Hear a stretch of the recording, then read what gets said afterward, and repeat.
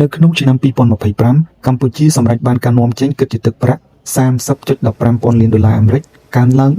14% បើធៀបទៅនឹងឆ្នាំ2024ប្រទេសដែលជាដៃគូពាណិជ្ជកម្មសំខាន់ៗរបស់កម្ពុជាក្នុងការនាំទំនិញចេញរួមមានសហរដ្ឋអាមេរិក វៀតណាម ចិន ជប៉ុនចំណែកឯមុខទំនិញសំខាន់ៗដែលកម្ពុជាបាននាំចេញរួមមាន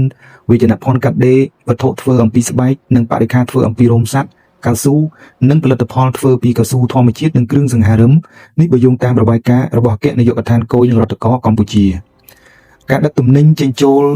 នៅក្នុងប្រទេសកម្ពុជាគឺធ្វើឡើងតាមផ្លូវទឹកផ្លូវគោកផ្លូវអាកាសដើម្បីស្វែងយល់អំពីខ្សែចង្វាក់ផលិតកម្មនៃការធ្វើពាណិជ្ជកម្មអន្តរជាតិការដឹកទំនិញចេញចូលនៅក្នុងប្រទេសកម្ពុជា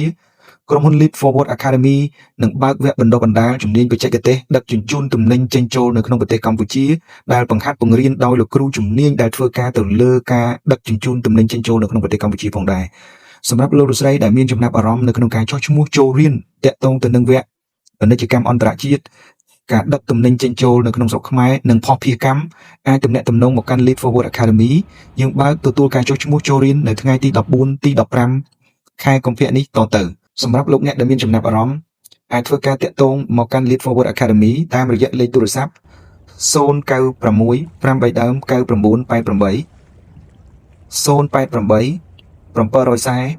8833សូមអរគុណ